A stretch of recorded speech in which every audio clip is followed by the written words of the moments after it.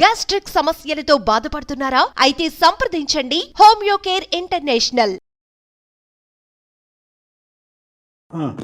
నా పేరు శాలిని సార్, బెంగళూరు నుంచి మాట్లాడుతున్నా. ఓకే మా ప్రాపర్ ఏమో నిజామాబాద్ మ్యామ్. ఓకే నా ప్రాబ్లం మమ్మీ బిహేవియర్ మీద. మీ అమ్మగారి యొక్క ప్రవర్తనతో మీకు ప్రాబ్లం ఉంది. ఓకే ఇప్పుడు బెంగళూరులో ఏం చేస్తున్నారు మీరు? జాబ్ చేస్తున్నా మ్యామ్. ఓకే మ్యారేజ్ అయ్యిందమ్మా నీకు? లేదు సార్, ఖాళీ. మీరు ఎంతమంది? నేను ఒక్కదాన్నే, మమ్మీ నేను అంతే. నాన్నగారమ్మా?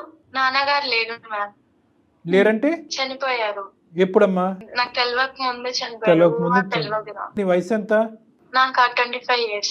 అమ్మ అప్పటి నుంచి ఇప్పుడు 25 years వరకు ఇంకొక పెళ్లి ఏమీ లేకుండా నిన్నే పెంచుకుంటూ అమ్మ అలా కాపాడుకుంటూ వచ్చింది, అంతేగా? Yes sir. సంతోషం. మరి ఇప్పుడు సమస్య ఏంటమ్మా? అంత కష్టపడినటువంటి తల్లి నీకు సమస్య అవటం ఏంటి? అంటే నాకు తెలియని వయసులో డాడీ చనిపోయారు సార్. మాకు ఒక తెలిసిన అంకుల్ వాళ్ళు ఉండే. ఓకే. అంకుల్ వాళ్ళ ఇంటికి డైలీ వెళ్తుండే మమ్మీ. అంకుల్ నాకు బట్టలు అవన్నీ కొనిస్తుండే. చుట్టుపక్కల వాళ్ళందరూ మమ్మీ గురించి చెడుగా మాట్లాడినారు. ఇక నాకు ఎందుకు ప్లాన్ వదిలేసా. ఇక కొంచెం పెద్దగా అయినాక మమ్మీకి అడిగితే నువ్వు చిన్న పిల్లవి, చిన్న పిల్లలు ఎక్కుండు, నీకు అవసరం లేదన్నది. ఒక్క నిమిషం శాలిని, అంకుల్ ఎవరమ్మా? మీ మీ చుట్టాలా, మీ దగ్గర బంధువులా, ఎవరు? మాకు తెలిసిన అంకుల్ ఆయన. అంటే మమ్మీ వాళ్ళ దగ్గర పనికి వెళ్తది సార్. ఒకే ఊరా అది అడిగేది? ఒకే ఊరు మ్యామ్. అంటే అక్కడ చేసే పని ఏంటమ్మా? అమ్మ చేసే పని ఏంటి? అమ్మ వృత్తి ఏంటి? ఇంట్లో పని చేస్తుంది. అంటే మీ బ్రతుకు తెరుగు గురించి అమ్మ ఇంట్లో పని చేస్తుంది. అవును సార్. మరి ఆ ఇంట్లో ఎవరన్నా ఉన్నారా? అంటే అంకుల్ తో పాటు వేరే వాళ్ళు ఎవరైనా ఉంటారా? ఆహా, ఎవరు ఉండరు సార్. అంకుల్ వాళ్ళ వైఫ్ చనిపోయింది. అతని భార్య కూడా లేదు? ఆహా, లేదు. మరి ఎవరు లేరు. అంకుల్ కి పిల్లలు? పిల్లలు ఉన్నారు, యుఎస్ లలో ఉన్నారు. పెద్ద పిల్లలేనా? పెళ్లిళ్ళు అయిపోయిన వాళ్ళవి. నీకు 25 అంటున్నావు, అమ్మ వయసు ఎంతమ్మా? 49. 49. అంకుల్ వయసు? అంకుల్ వయసు 50. ఓకే. సో పిల్లలు 50 52 అట్లా ఉండుంటుందేమో. ఇక అక్కడ ఉండలేక, ఊర్లో ఉండలేక నేను హైదరాబాద్ వచ్చేసా సార్. మమ్మీకి చెప్పా నేను, ఇక్కడ హైదరాబాద్ వచ్చే మమ్మీ, మనం ఇక్కడనే రూమ్ చూసుకొని ఉందామన్నా. అయితే మమ్మీ రానన్నది. కాదమ్మా, నువ్వు హైదరాబాద్ ఎందుకు వచ్చావమ్మా? శాలిని, నేను స్టడీకి వచ్చాను సార్. ఏంటి అమ్మ అమ్మ అమ్మ గురించి లోకం ఏమనుకుంటుంది, ఊరువాడ ఏమనుకుంటున్నారు, నీ మనస్సాక్షి ఏమంటుంది? అంకుల్ కి మమ్మీకి ఏదో ఎఫర్ ఉందని అనుకుంటున్నారు సార్. మీ తల్లి అంటే చిన్నప్పటి నుంచి మీ తల్లి గురించి నీకంటే ప్రపంచంలో దేవుడికి కూడా బాగా తెలీదు. నువ్వు నమ్ముతున్నావా? మీ అమ్మ ఉద్దేశం కానీ, ఆలోచన కానీ, క్యారెక్టర్ కానీ అదని నువ్వు నమ్ముతున్నావా? Yes sir. ఎందుకంటే మమ్మీకి హైదరాబాద్ రమ్మంటే రానన్నారు సార్. హైదరాబాద్ రమ్మంటే రానంది కాబట్టి ఒక్క కారణం. అంటే ఊర్లో ఒకరిద్దరు అలా అనుకుంటున్నారమ్మా, చాలా మంది అనుకుంటున్నారా? ఊరందరూ చాలా మంది చాలా ఇదే అనుకుంటున్నారు. సరే, మరి ఎప్పుడైనా నువ్వు అమ్మ మరి అందరు ఇలా అనుకుంటున్నారు, నేను స్కూల్కి కాలేజీకి వెళ్ళడానికి నాకు పరువు తక్కువగా చిన్నగా అనిపిస్తుంది, మరి నువ్వు పని అక్కడ మానేసి వేరే పని చూసుకో అమ్మా అని నువ్వు చెప్పలేదా? చెప్పా సార్, కానీ మమ్మీ వినలేదు. అమ్మ వినలేదు. వాళ్ళ ఇంటికి నువ్వు ఎప్పుడైనా వెళ్ళావా? వెళ్తాం. నీతో ఎలా ఉంటారమ్మా? నాతో మంచిగానే మాట్లాడతారు, మంచి ఫీలింగ్ అనిపిస్తుంది. కాకపోతే ఇక ఊరోళ్ళు అనడం వల్ల మళ్ళీ చూస్తా కదా, దానివల్ల. తను చెప్పేది ఏంటంటే మమ్మీ చెడు కాదు, అంకులు చెడు కాదు, కానీ లోకం ఇలా మాట్లాడుకునేటప్పటికి అది వదిలేయమ్మా అని చెప్పి 1-10 సార్లు చెప్పేటప్పటికి అమ్మ పని వదిలేకపోవటం, పోనీ హైదరాబాద్ వెళ్ళిపోదాం అమ్మ అంటే కనుక హైదరాబాద్ రాకపోవటం వల్ల ఈ అమ్మాయి చూసింది లేదు, ఏమీ లేదు, విన్నది ఒకటే. ఇంకా అదే లోకం యొక్క మాటలు నిజమేమో, అందుకే అమ్మ అని అనుకుంటుంది. సరే, ఈ సమస్య తీసుకుని ఇప్పుడు మా దగ్గరికి ఎందుకు వచ్చావు శాలిని? అంటే ఎందుకు ఇప్పుడు ప్రత్యేకంగా మాకెందుకు ఈమెయిల్ పెట్టావు? అంటే మమ్మీ పని చేస్తుంది కరెక్టా రాంగా అని. అంటే నేను బెంగళూరులో జాబ్ చేస్తున్నాండి. ప్రతి మాల తీసుకొచ్చా ఊరు నుంచి. 1 week తర్వాత అంకుల్ కి హెల్త్ మంచిగా లేదని ఫోన్ వచ్చింది ఊరు నుంచి. ఓకే. మమ్మీ వెళ్తానంటే నేను వద్దనేసిన. మమ్మీ నాతో గొడవ పడి ఆఫీస్కి వెళ్ళంగానే వెళ్ళిపోయింది మమ్మీ, నాకు చెప్పకుండా బెంగళూరు. ఇప్పుడు నువ్వు హైదరాబాద్ నుంచి బెంగళూరు వచ్చేసావమ్మా జాబ్ రీత్యా? వచ్చేసా. సో అమ్మని ఇక్కడ తెప్పించుకుంటే కనుక అంకుల్కి ఒంట్లో బాగాలేదని చెప్పి వద్దమ్మా అని చెప్పినా కూడా అమ్మ నీకు చెప్పపెట్టకుండా ఊరెళ్ళిపోయింది. అమ్మ యొక్క క్యారెక్టర్ మీద లోకం ఒక ప్రశ్న పెట్టింది, ప్రశ్న వేసింది. అది కాస్త ఒక తల్లిగా నువ్వు చిన్నప్పటి నుంచి ఇంత కష్టపడి పెంచినటువంటి తల్లిని గౌరవించాలో తెలియదు, లేదంటే ఇలా లోకం ఇలా మాట్లాడుకుంటుంది కాబట్టి అమ్మ ఏంటి ఇలాంటిదా అనేటటువంటి విషయం వల్ల బాధపడాలని నీకు అర్థం కాలేదు అన్నది మాకు అర్థమైంది. కానీ ప్రత్యేకంగా ఇప్పుడు ఈమెయిల్ పంపించడానికి కారణం ఏంటి? రీజన్ ఏంటి, ఎందుకు మాకు దాకా వచ్చావు? నాకు సంబంధాలు వస్తున్నాయి సార్. ఓ ఓకే ఓకే. అది అయితే ఊరికి వెళ్తేమో మళ్ళీ ప్రాబ్లం అవుతుంది. మమ్మీ గురించి అందరు తప్పుగా మాట్లాడుకుంటున్నారు కదా సార్. అదేలే. దాని వల్ల అనేసి మమ్మీ ఇక్కడ పిలుచుకొని వచ్చా సార్ నేను. ఇప్పుడు నీకు పెళ్లి సంబంధాలు వస్తున్నాయమ్మా? పెళ్లి సంబంధాలు వస్తున్నాయి. పెళ్లి సంబంధాల్లోకి వచ్చే వాళ్ళు ఇది ముందస్తునే నిన్ను అడుగుతున్నారా, ఇలా అంటే కదా మీ మమ్మీ అని ముందే అడుగుతున్నారా? అవును సార్. తన ఇంటెన్షన్ ఏంటంటే చుట్టుపక్కల అనుకుంటున్నారు, సరే నేను బెంగళూరు వచ్చాను, అమ్మని తీసుకొచ్చా, ఇక్కడ ఉండకుండా వెళ్ళిపోయింది. ఇప్పుడేమో పెళ్లి సంబంధాలు వస్తున్నాయి, వాళ్ళకి నేనేం చెప్పాలి? అంతేనమ్మా? అంతే మేడం. సో నీ వరకు అయితే కనుక నీ క్లారిటీ రావట్లేదు, మా ద్వారా అమ్మ గురించి ఒక క్లారిటీ తెచ్చుకునే ప్రయత్నం చేస్తున్నావు, అంతేనా శాలిని? Yes sir. ఓకే, ఎందుకంటే సెన్సిటివ్ ఇష్యూ కదమ్మా, చాలా సెన్సిటివ్ ఇష్యూ ఇది. లోకం అందరూ అనుకోవటం ఒక ఎత్తు మేడం, కన్న కూతురు అనుకోవటం, ఎందుకంటే గుండె పగిలిపోద్ది. ఒకటే మనకున్న ప్రశ్న ఏంటంటే ఆ మహాతల్లి ఇంత బతికి ఇంత కష్టపడి పిల్లని ఈ స్థాయి వరకు తీసుకొచ్చి వద్దమ్మా ఇంట్లో పని చేయొద్దు అని అన్న దానికి ఎందుకు ఆవిడ ఆల్టర్నేటివ్ చూసుకోవట్లేదు అనేది మనం ఆలోచించాలి. శాలిని అమ్మకి లైన్ కనెక్ట్ చేస్తావా? అంటే మమ్మీ నాతో అంత మాట్లాడేస్తుంది మ్యామ్. నెంబర్ ఇస్తాను, మీరే మాట్లాడండి. సర్లే పోన్లే, మనం మాట్లాడదాం. అంటే ఒక ఆడపిల్ల ఓపెన్ గా అడగలేదు కదా మేడం. సరే మేము కనెక్ట్ చేస్తా, ఉండు తల్లి లైన్ లో ఉండు. సరేనమ్మా, నాకు పంపించు నెంబరు, నేను కాల్ చేస్తా. Yes ma'am. ఓకే, అయితే శాలిని నువ్వు హోల్డ్ లో ఉండు, కనెక్ట్ చేశాక. Yes ma'am. ఓకే. హలో అమ్మా, నమస్తే అమ్మా, నా పేరు జయ, నేను సుమన్ టీవీ అందమైన జీవితం ప్రోగ్రామ్ నుంచి కాల్ చేస్తున్నాను. చెప్పండి మేడం. అమ్మా, శాలిని మీ పాప మెయిల్ చేసింది మాకు అందమైన జీవితం కార్యక్రమానికి. నాతో పాటు డాక్టర్ కళ్యాణ్ చక్రవర్తి గారు కూడా ఉంటారు, ఆయన సైక్రాటిస్ట్ మేడం. అమ్మ, మీతో ఒక చిన్న విషయం మాట్లాడాలి. అంటే కాస్త ఇబ్బందికరమైన విషయమే, కానీ పాప సతమతం అవుతుంటే లేదు ఈ సమస్యకు ఒక పరిష్కారం తీసుకొద్దాము, ఉన్న అనుమానాలన్నీ కూడా పటాపంచలు చేద్దామని చెప్పేసి మేము మాట్లాడదాం అనుకుంటున్నాం. మీరు అనుమతిస్తే ముందుకెళ్తా. మేడం. అమ్మ, మీ పేరమ్మా? సరస్వతి గారు. సరస్వతి గారు నమస్తే అమ్మ, నా పేరు డాక్టర్ కళ్యాణ్ చక్రవర్తి.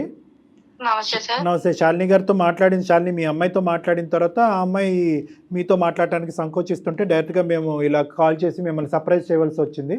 ఒక 2 నిమిషాలు ఓపిక పట్టండి అమ్మ. ఇప్పుడు ఎందుకంటే మీ అమ్మాయి సంబంధించిన జీవితం, తల్లి కూతుర్ల బంధం, సమాజంలో ఉండే పరువు చాలా ఉన్నాయి ఇక్కడ అంశాలు. ఇక్కడ ఏంటంటేనమ్మా, మేము అడిగేటటువంటి ప్రశ్న, మీ అమ్మాయి మీకు అడగలేకుండా మొహం చాటేసేటటువంటి ప్రశ్న ఏంటంటే, సమాజం ఒక విధంగా అనుకుంటుంది ఏది సరస్వతి గారిని, అంటే ఒక ఇంటికి పనికి వెళ్తూ ఉంటే ఆ ఇంట్లో వేరే ఆడదిక్కు లేదు కాబట్టి ఈవిడ ఆ ఇంట్లోకి వెళ్తుంది కాబట్టి సమాజం ఏమనుకుంటుంది అనేటటువంటిది నా నోటి ద్వారా మీకు చెప్పక్కర్లేదు, మీకు ఆల్రెడీ అర్థమయ్యి ఉంటుంది. మీ చెవున అటు ఇటు ఈ పాటికే పడుంటాయి కొన్ని అంశాలు, ఏమ్మా? అది చాలా దురదృష్టకరం.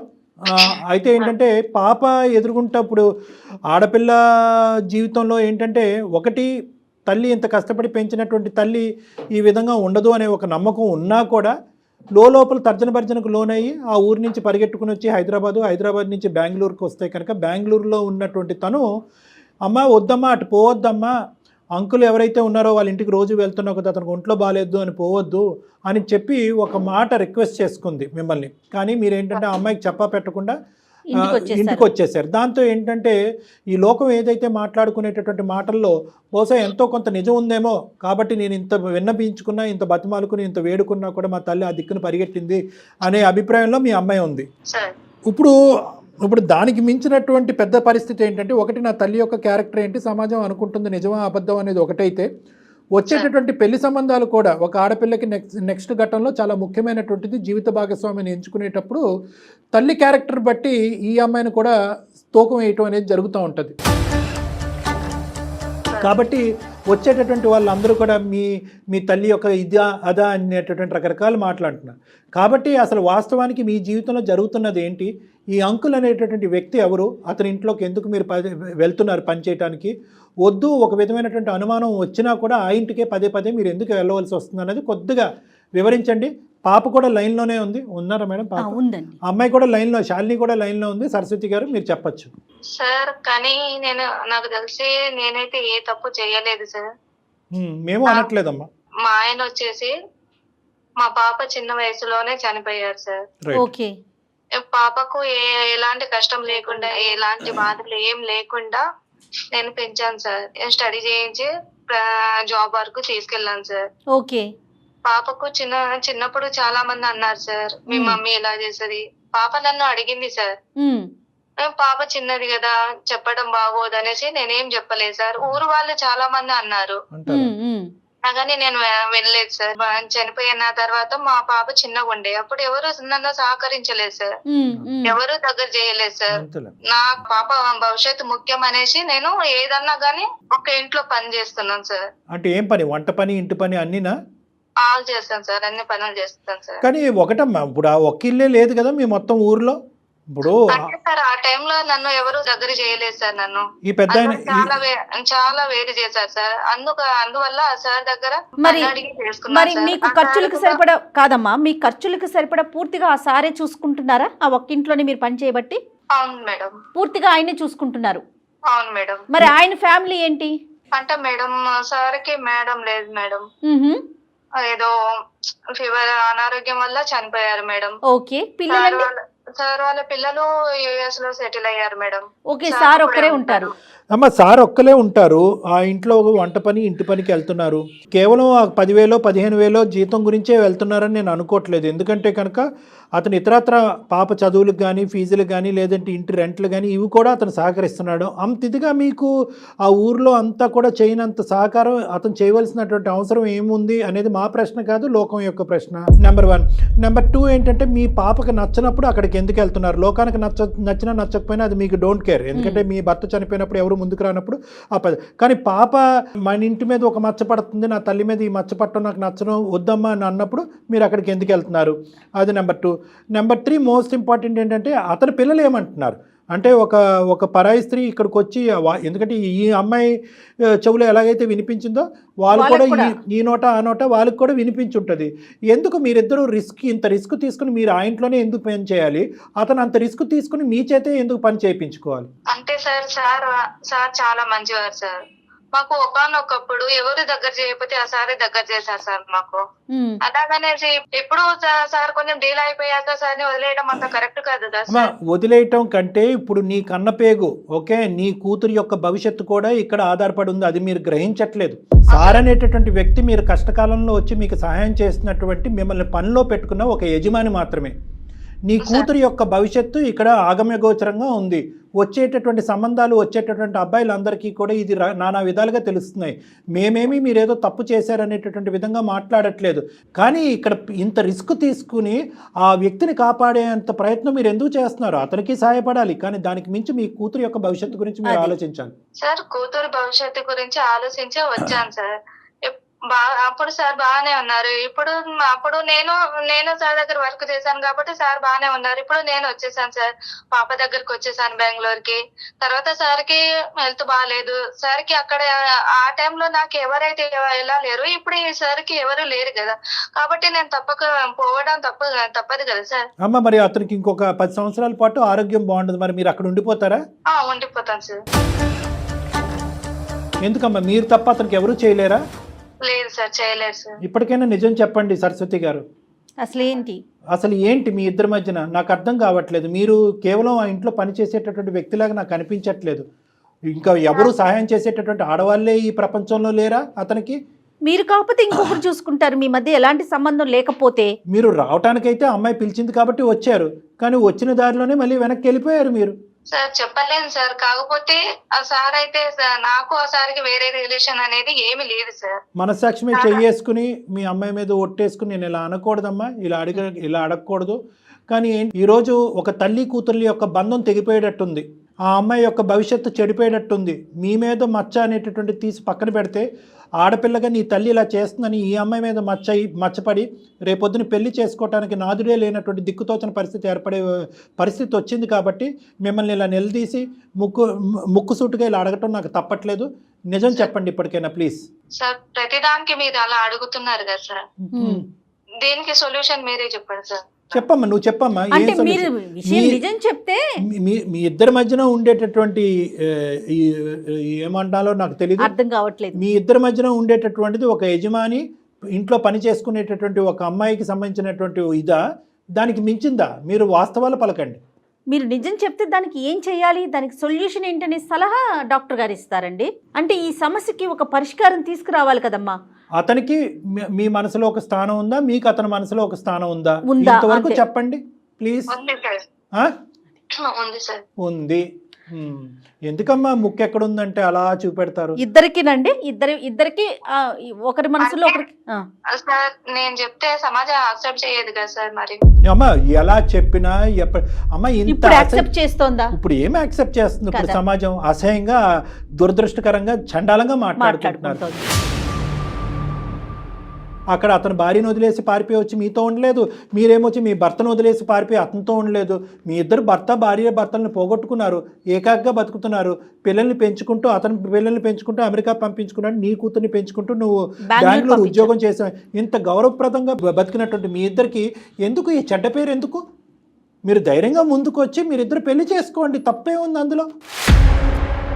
మరి సమాజం యాక్సెప్ట్ చేస్తుందా సార్? అమ్మా ఇప్పుడు దీన్ని యాక్సెప్ట్ చేస్తుందా? అంటే ఇప్పుడు మీరు ఎలా ఉన్నారంటే, కాదు కళ్యాణ్ గారు, వెనక ఏదన్నా మాట్లాడుకోండి, నాకు అనవసరం, ఎదురుగుండా ఏది మాట్లాడొద్దని కోరుకుంటున్నట్లున్నారు. అది ఎట్లా కుదురుతుందమ్మా? అది మీ వరకు పోనీ మీరు యాక్సెప్ట్ చేస్తారు, పాప యాక్సెప్ట్ చేయలేకపోతుంది కదా. ఈ ముద్ర పాప మీద పడుతుంది కదా. పాప మీద మచ్చపడుతుంది, అదొకటమ్మా. రెండోది ఏంటంటే మీ మనసులో చాలా కసి, కోపాన్ని సమాజం మీద పెంచుకున్నారు.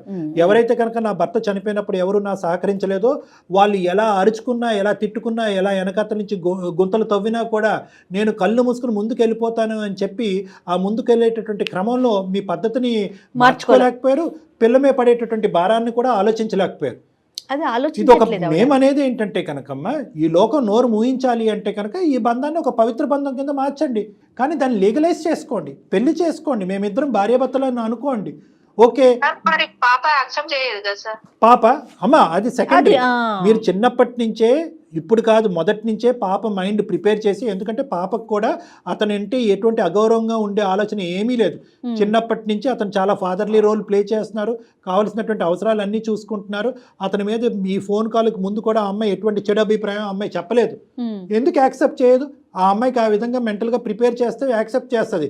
మీ ఇద్దరు ఇప్పుడు ఫస్ట్ టైం మీరు మీ అమ్మాయి ఎదుర్కొంటా, కాదమ్మా ఇటువంటి సంబంధం ఉందని నాకు చెప్తున్నారు, ఇదే ముందు నుంచి చెప్పుంటే సరిపోయి ఉండేది కదా. అలా చెప్పకుండా లోకం అందరూ ఈ అమ్మాయి చెవులో పడిన తర్వాత ఈరోజు తల్లిగా మీరు వచ్చి చెప్తున్నారు. ఇప్పుడు ఆ అమ్మాయి ఏమనుకుంటుంది? అమ్మాయి నువ్వే నీ నోటు వెంట చెప్తే కనుక నేను అప్పుడే యాక్సెప్ట్ చేసుకున్నాను కదా, ఇలా పరువు తీసుకున్న తర్వాత పెళ్లి చేసుకోవటం ఏంటమ్మా అనేటటువంటి ఫీలింగ్ ఆ అమ్మాయికి ఉండదా? ఇలా సెకండరీ ఇన్ఫర్మేషన్ ఎందుకు తీసుకోవాలి మీ కన్న కూతురు?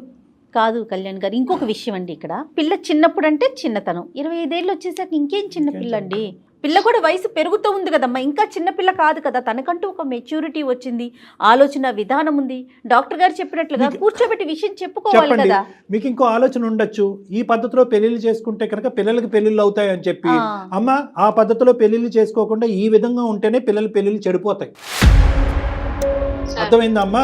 ఈ విధంగా పెళ్లి చేసుకోకుండా, కాదండి పని మనిషిని, పని అమ్మాయిని మాత్రమే, అతనికి నాకు ఏం సంబంధం లేదు అంటే కనుక మీరు ఒక స్టోరీ చెప్తూ ఉంటారు, లోకంలో ఉండేటటువంటి 1000 మంది ఒక్క చెప్తూ ఉంటారు, దానివల్ల పెళ్లిళ్ళు చెడిపోతాయి. కానీ మా అమ్మ నా తండ్రి చనిపోవటం వల్ల, ఒక అంకుల్ యొక్క భార్య చనిపోవటం వల్ల వాళ్ళిద్దరు పవిత్రంగా ముందుకు వచ్చి సభాముఖంగా సమాజం ఎదుర్కొంటా ఉండి చాలా పవిత్రంగా పెళ్లి చేసుకున్నారంటే కనుక గౌరవం పెరుగుతుంది కానీ తరుగుతుందమ్మా. దానికి ఇష్టమైనోడే వస్తాడు రేపొద్దున మీ పాపకి, అంతే కదా. అదేముంది, అది దాన్ని యాక్సెప్ట్ చేసి అతనే వస్తాడు.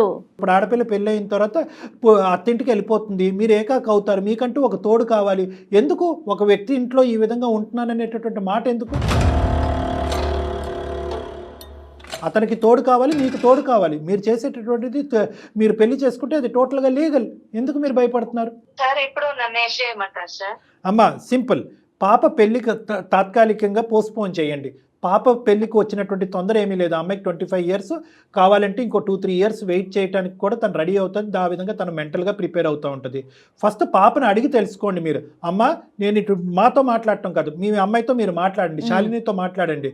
అమ్మ నువ్వు అనుకుంటున్నట్టుగా నేను వాళ్ళ ఇంట్లో పనిచేయటం కాదు, నేను అతనికి నాకు మధ్యన ఒక బంధం అనేది ఏర్పడింది, ఆ బంధాన్ని మేము పెళ్లి రూపాన్ని దాల్చాలనుకుంటున్నాము, అది నీకు ఇష్టమా అని మా ఎదుర్కొంటే అడగండి. ఒక మాట అడగండి. నేను చెప్పలేను సార్, నాకు పాపకు మాటలు లేవు సార్. అమ్మ మాటలు లేవంటే ఎన్ని సంవత్సరాలు ఉండిపోతారమ్మా తల్లి కూతుళ్ళ మధ్యన?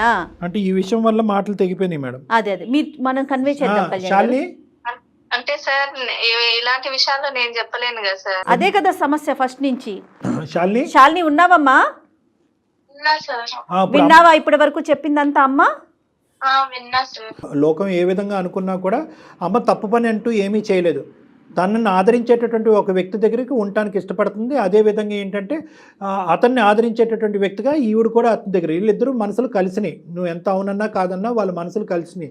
లోకం అనుకుని రకరకాల విధాలుగా అనుకోవచ్చు. ఆ లోకం అనుకునే దాన్ని బట్టి మీ అమ్మకి ఇచ్చేటటువంటి మర్యాద కానీ మీ అమ్మతో నీకు ఉండేటటువంటి బంధాన్ని మాత్రం నువ్వు వీకెండ్ చేసుకోవద్దు అనేది నా రిక్వెస్ట్. నెంబర్ 1. నెంబర్ 2 ఏంటంటే అమ్మకుండే ప్రధానమైనటువంటి భయం ఏంటంటే కనుక నేను పెళ్లి చేసుకుంటాను అంటే కనుక లోకం ఎలా అనుకున్నా నాకు అనవసరం, కానీ శాలిని ఎలా తీసుకుంటుంది అనే భయంతో ఇప్పటి వరకు ఇది గుట్టు రట్టవకుండా గోప్యంగా ఉంచింది అమ్మ. అవును. ఇప్పుడు అదే శాలిని తన పెళ్లి అనేది తాత్కాలికంగా పోస్ట్పోన్ చేసి అమ్మని అంకుల్ని కలిపేటటువంటి ప్రయత్నం చేస్తుందా, తన మనసు అంత పెద్దదా అనేటటువంటిది ప్రశ్న ఈ రోజు మన అందరు ఎదుర్కొంటా ఉంది. దాన్ని నువ్వు యాక్సెప్ట్ చేస్తావా? శాలిని చెప్పమ్మా, నీ ఒపీనియన్ ఏంటి? డాక్టర్ గారు చెప్పారు, నీ ఒపీనియన్ ఏంటమ్మా? నాకు ఓకే మ్యామ్. మళ్ళీ నేను మ్యారేజ్ ఇప్పుడు ఎట్లాగో మమ్మీ నేనున్నాను ఉంది కదా, మళ్ళీ నాకు మ్యారేజ్ అయిపోయినాక ఒంటరిగానే ఉంటా కదా. అదే మమ్మీకి ఇష్టమైతే నేను చిన్నప్పుడే చేసేసేదాన్ని వాళ్ళ మ్యారేజ్. చాలా సంతోషం అమ్మా. చూసావు, చాలా సింపుల్ కమ్యూనికేషన్ గ్యాప్ ఇది. చాలా సింపుల్ కమ్యూనికేషన్. పడ్డారు కళ్యాణ్ గారు.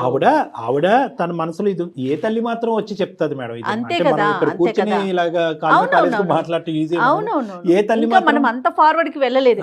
ఏ తల్లి మాత్రం వచ్చి అమ్మ నేను పనిచేసే అంకుల్ని నేను పెళ్లి చేసుకోబోతున్నానని ఏ తల్లి చెప్తుంది? భయపడిందా, నువ్వేమన్నా అనుకుంటావు అనేది ఆలోచించిందో మనకు తెలియదు కానమ్మా. ఎప్పటికైనా అమ్మ ఒక వాస్తవాన్ని ఇప్పటికైనా చెప్పింది, గుండె ధైర్యాన్ని చేసుకుని చెప్పింది.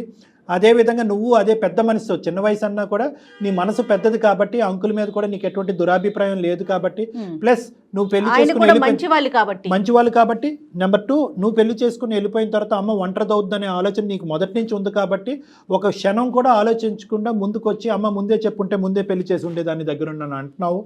నీకు చిన్నపిల్లమైనా నీకు చాలా నమస్కరించాలమ్మ చేతులు ఎత్తి. ఎందుకంటే అందరికీ ఉండదు ఈ ఆలోచన. అవునండి, అవును. అలా ఎలా అవుతుంది అంకుల్, నా పెళ్లి గురించి ఆలోచిస్తుంటే కనుక మీరు అమ్మ పెళ్లి గురించి మాట్లాడుతున్నారు ఏంటి అని అనొచ్చు. సమాజం నవ్వుతారేమో అండి అని అనొచ్చు. అలా అనుకోకుండా అమ్మకు కూడా అమ్మ భవిష్యత్తు దృష్ట్యా ఆ అమ్మాయి తన పెళ్లిని పోసిపెంచి ముందుకు రావడం అనేది చాలా హర్షణీయం. నాకు శాలిని ఫస్ట్ మాట్లాడినప్పుడు కళ్యాణ్ గారు కొంచెం మెచ్యూర్డ్గా లేదేమో, చిన్నపిల్ల కదా అనిపించింది, కానీ ఈ డెసిషన్ తను తీసుకున్నాక చాలా మెచ్యూర్డ్గా అయిపోయింది. రైట్, ఎనీహౌ కథ అయితే సుఖాంతమైంది. ఒక మంచి ముహూర్తం చూసుకొని ఒకసారి అంకుల్తో కూడా మాట్లాడి ఏమ్మా ముందుకు వెళ్ళండి. అమ్మ సరస్వతి గారు, ఇప్పుడు మాకంటే ముఖ్యం ఎవరైతే మీ కుటుంబ సభ్యులు ఉన్నారో సరస్వతి గారు, మీ తల్లిదండ్రులు అవనియండి, లేదంటే మీ బంధువులు అవనియండి, వాళ్ళందరినీ కూడా ఒకే తటిమేకి తీసుకురండి. వాళ్ళందరికీ ఎక్స్ప్లెయిన్ చేసేటటువంటి ప్రయత్నం చేయండి. ఒకప్పుడు అందులో ఎవరైనా కీలకమైనటువంటి వ్యక్తులు ఎవరైనా దీన్ని అంగీకరించకపోతే నా చేత వాళ్ళతో ఒకసారి మాట్లాడిపించండి. వాళ్ళందరినీ అంగీకరించేటటువంటి పూచి నేను తీసుకుంటాను. ఎందుకంటే ఇది చాలా, ఎవరు ఏమనుకున్నా సరే ఇది చాలా మంచి కార్యక్రమం. ఎందుకంటే కనుక మీరు ఒక తప్పుడుగా అనుకుంచేటటువంటి లోకం యొక్క ఆలోచించే లోకం యొక్క నోరులు మూయించేటటువంటి ప్రయత్నం, మీ కూతురికి ఒక కొత్త భవిష్యత్తు ఇచ్చేటటువంటి ఒక దారి. సో దీంట్లో ఎంత వందల వేల మంది వచ్చినా కూడా నేను కన్విన్స్ చేయడానికి నేను రెడీగానే ఉన్నాను.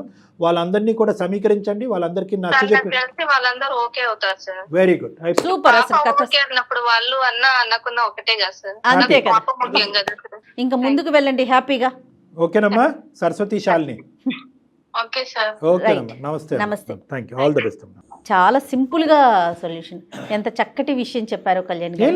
నాకు పర్సనల్ గా కూడా అంటే, ఎందుకంటే ఒక స్త్రీ జీవితం ముందుకెళ్తోంది చూడండి. అంటే ఈ వయసులో పెళ్ళా అనుకునే వారికి పెళ్ళి అంటే ఒక్క కాజే చూడకూడదు కదా, జీవితాంతం ఒక మనిషికి ఇంకొక మనిషి తోడు కదండి, అది చాలా అవసరం. మీరు చెప్పిన వెంటనే నాకు పర్సనల్గా చాలా మనసులో భలే సంతోషం అనిపించిందండి. Thank you so much Kalyan గారు. నమస్తే. సుమన్ టీవీలో మీ పర్సనల్ అండ్ బిజినెస్ ప్రమోషన్స్ కోసం కింది నెంబర్కి కాంటాక్ట్ చేయండి.